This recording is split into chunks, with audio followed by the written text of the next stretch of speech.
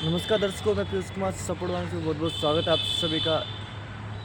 इस वक्त मैं मौजूद हूँ सुप्रीम कोर्ट में और आप सभी को पता है जंतर मंतर पर जिस प्रकार से प्रोटेस्ट हुआ था वक्फ बोर्ड को लेकर के, अब उसमें संशोधन होने हैं और वो संशोधन क्या होने हैं और क्यों होने हैं। हमारे साथ अभी कुछ ही देर में सुप्रीम कोर्ट के फेमस एडवोकेट ध्रुव जी जुड़ने वाले हैं, उनसे जानेंगे। और जंतर मंतर पर जब प्रोटेस्ट हुआ था उसके क्या मायने हैं। उसके बाद अब जानकारी ये भी आ रही है कि हिंदू संगठन भी एक काफ़ी बड़ा प्रोटेस्ट करने जा रहा है। अभी तारीख और समय घोषित नहीं हुई है, लेकिन इस प्रकार की जानकारी है कि हिंदू संगठन भी अब विरोध में एक प्रोटेस्ट करने वाला है। आपको बता दें, जब जंतर मंतर पर प्रोटेस्ट हुआ था तो हिंदू संगठन के कुछ कार्यकर्ता भी आए थे उस प्रोटेस्ट में शामिल होने, उसके विरोध में प्रोटेस्ट करने। अब एक चीज़ समझ में नहीं आ रही कि जंतर मंतर पर जो प्रोटेस्ट हुआ है वो संशोधन के लिए हुआ है। आखिर कौन से ऐसे संशोधन वाले जिससे मुसलमानों के इस वक्त बोर्ड पर खतरा आ गया। हमारे साथ एडवोकेट ध्रुव जी जुड़ चुके हैं, ये सीधा उनसे ही बात करते हैं और जानने की कोशिश करते हैं कि आखिर ऐसे कौन से वो संशोधन कहीं देखा जाए जिस प्रकार से जंतर मंतर पर प्रोटेस्ट हुआ। काफ़ी संख्या में मुसलमान भी पहुंचे थे, साथ साथ में उसके विरोध में हिंदू संगठन के दो बड़े कार्यकर्ता भी पहुंचे थे।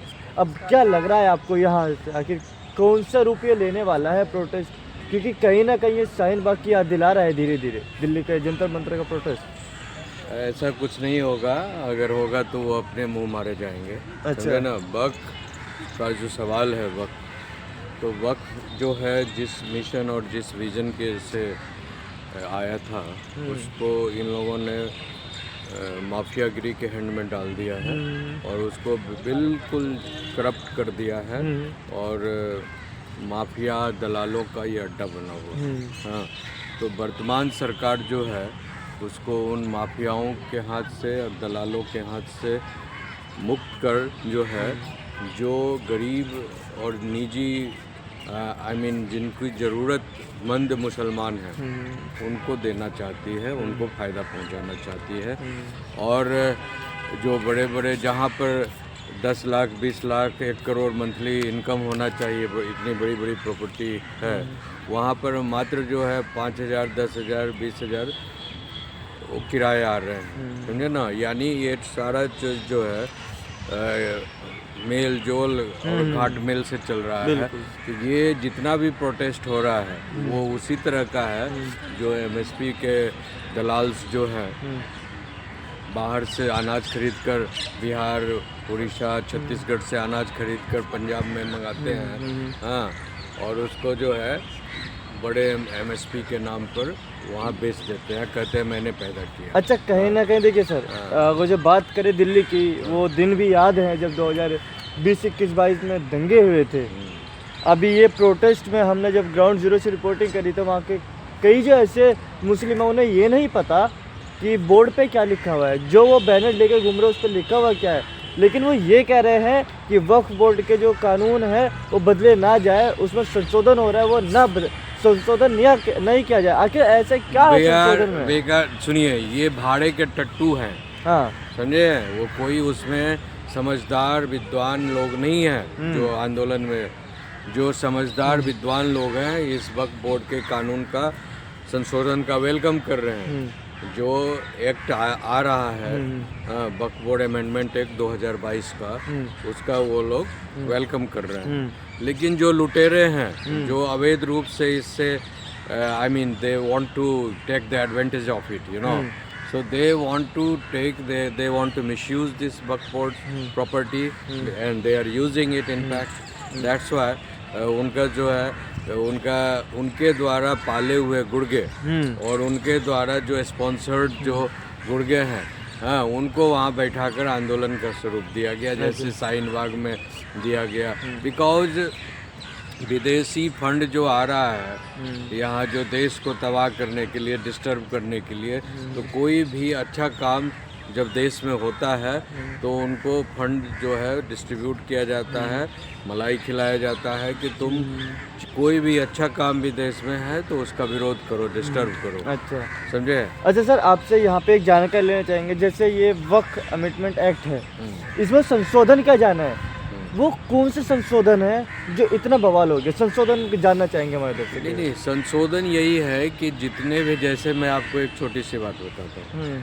अभी जो 1995 में कांग्रेस सरकार ने जो वक्फ बोर्ड अमेंडमेंट किया था बिल का, तो उसमें ये था कि वक्फ बोर्ड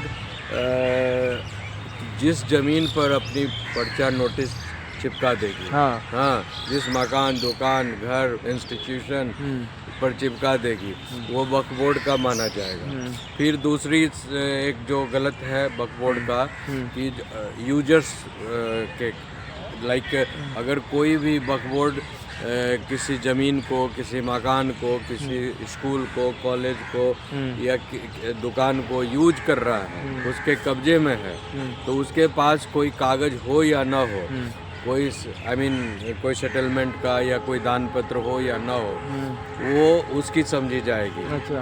और दूसरी जो बात है कि वक्फ बोर्ड के कानून में ये भी है कि आप अगर वक्फ बोर्ड के खिलाफ कोई केस करना चाहते हैं, कोई उनके खिलाफ कोई आवाज़ उठाना चाहते हैं, तो आप सिविल कोर्ट में नहीं जा सकते, हाई कोर्ट में नहीं जा सकते, सुप्रीम कोर्ट में नहीं, आपको वक्फ बोर्ड के द्वारा जो बना हुआ है उनका इंटरनल ट्रिब्यूनल कोर्ट है, समझे ना, जिसमें उन्हीं के लोग बैठे हुए हैं, हाँ, तो उनके पास जाइए। मतलब वो ये चित भी तेरी भैंस भी तेरी, चितपट दोनों उनका ही है। तो इस तरह की कई ऐसे हैं। आप देखिए ईडन गार्डन जो है कलकत्ता में, हाँ, वो ब्रिटिशर्स का बनाया हुआ है, उसको भी कहते हैं ये वक्फ बोर्ड की ज़मीन है। अब फिर कह रहे थे पार्लियामेंट जो बना हुआ वो भी वक्फ बोर्ड की ज़मीन है, एयरपोर्ट जो बना है दिल्ली में वो भी वक्फ बोर्ड की ज़मीन है।